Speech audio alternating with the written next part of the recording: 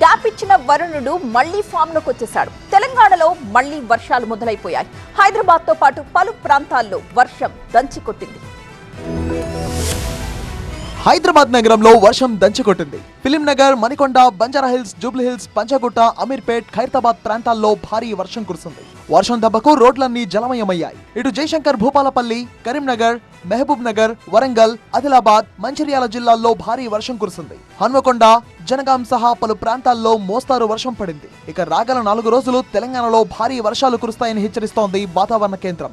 శుక్రవారం ఆసిఫాబాద్, మంచిర్యాల, మహబూబాబాద్, వరంగల్, హన్మకొండ, జనగాం, సిద్దిపేట, భువనగిరి, నాగర్ కర్నూలు జిల్లాల్లో అక్కడక్కడ భారీ వర్షాలు కురిసే అవకాశం ఉందని పేర్కొంది.